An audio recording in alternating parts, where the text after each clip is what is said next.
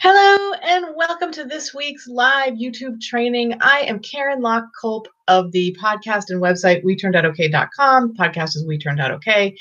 And I'm going to be teaching today. This is part 2 of our series on taming weeknight chaos. And I'm really excited because I've got 2 problems with weeknights that come up frequently, and they've got actually one solution. So I'm very excited about that.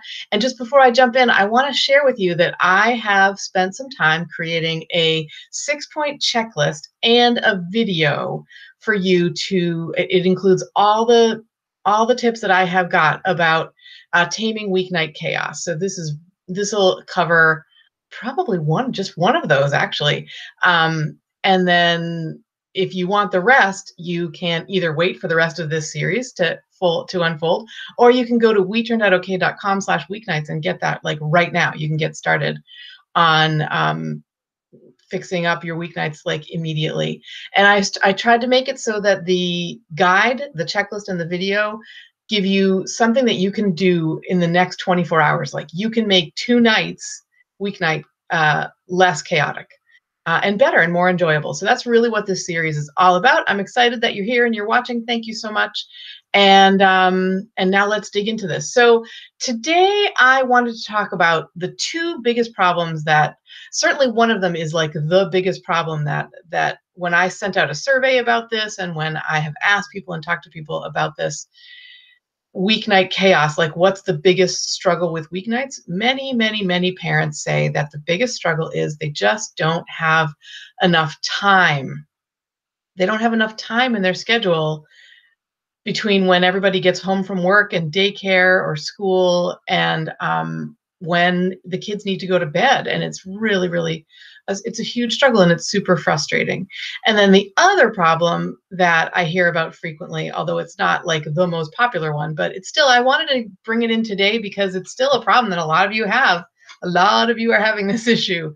And it is that you always feel like you're the bad cop, like you're the enforcer. You're the one who's got to pull them back from when you know, last night when grandma put them to bed and let them have all the screen time they wanted and chocolate after brushing teeth. I mean, sometimes those things happen and it's super frustrating.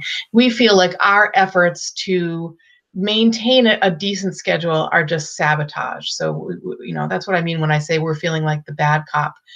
And the solution to both of these problems really starts with a mindset kind of thinking. And what I noticed is that, well, actually what I wanted to share, but I actually wrote down a couple of things.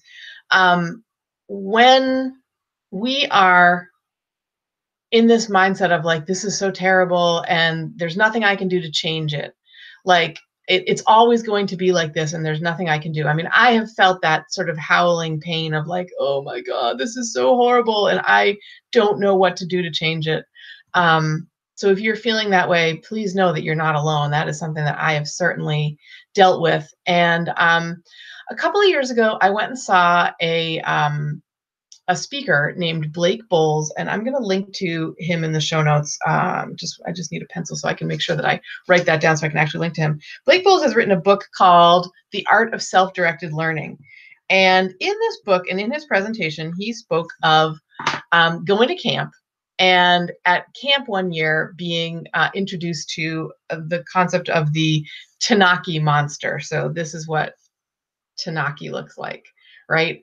Gosh, I hope that's coming out right for you. To me, it looks backwards, but we'll see. Anyway, the Tanaka Monster. So if he was saying like, I mean, I'm definitely paraphrasing here. It's been a while since I've seen this, but he would say like, well, there's no way I can dive into the water. There's no way I can pass my swim test.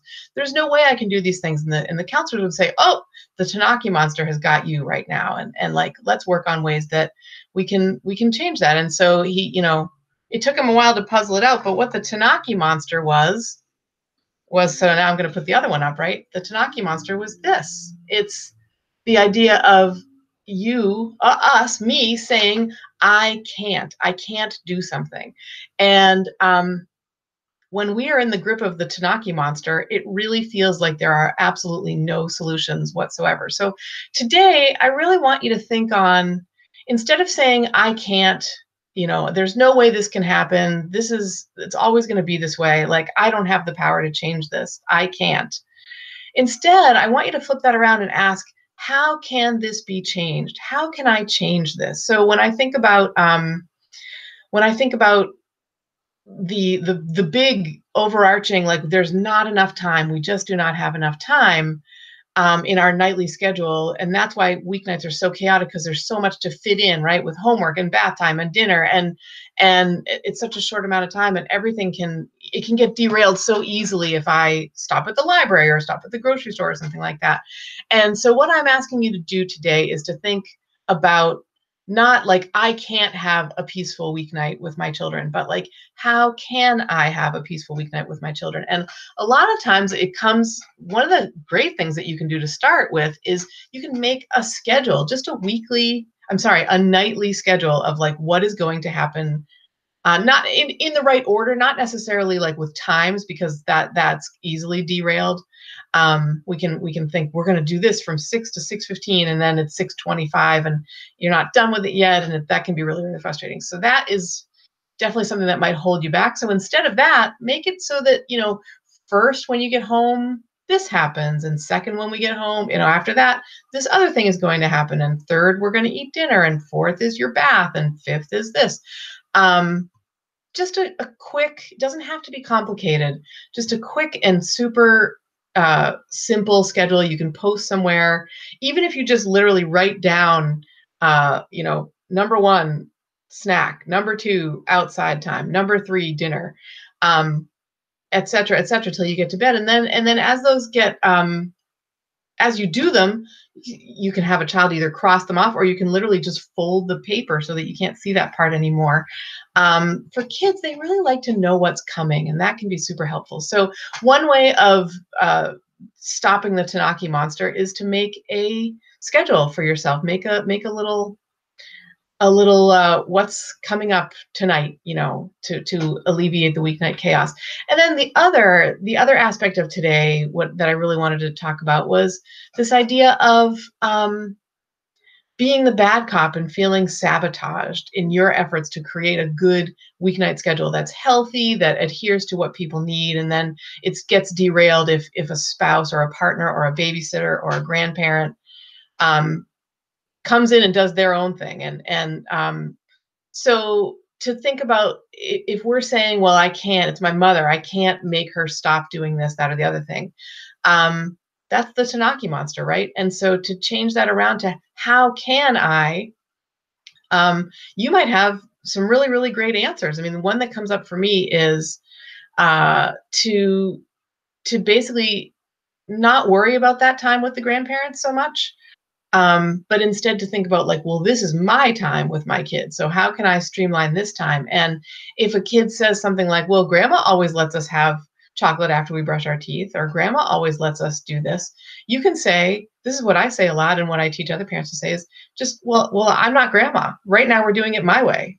And let's get on and do it. That's one way of shutting down the Tanaka Monster. I know there are other ways. You are super creative, and you love your kids, and you're a great parent. So you are going to find these ways, and you'll find a way to defeat the Tanaka Monster. I think that the real thing I wanted to get into today was to let you know that it is possible to do this. Like, we're the masters of our own destinies, right? Like, I created about, not quite a year ago, a small private group on Facebook that is really just for my closest, like, friends and family. My mom is in this, people I've grown up with. We've all got these goals, and we want to achieve them, right? So I called it the Kick-Ass Goal Achievers Group, and I post in there every week, and others do as well, to report on how we're doing with our goals. And I've created an affirmation for myself that basically what I say is, I'm a kick-ass goal achiever. And when I'm saying that, I mean, I'm beating that Tanaka Monster to death when I call myself a kick-ass goal achiever, because I'm not saying I can't achieve my goal. I'm saying, how can I achieve my goal? So that's really what I want to leave you with today. I hope this has been helpful. And please, let me know in the comments below this video if you have found it helpful. I'd really love to find that out. And again, to get all of my best ideas for handling weeknight chaos, like right now, delivered into your inbox with a 6-point checklist and a video that I made to help you really understand how to do this for real and to make it happen like tonight, go to WeTurnedOutOK.com/weeknights. I will link to it in the show notes. And defeat that Tanaka Monster. Take back your weeknights and make them what you want. All right, that is it. Stay tuned. Next week, we've got part 3 of our series on how to tame the weeknight chaos is coming up next week, and I will see you then. All right. Thank you for watching. Bye.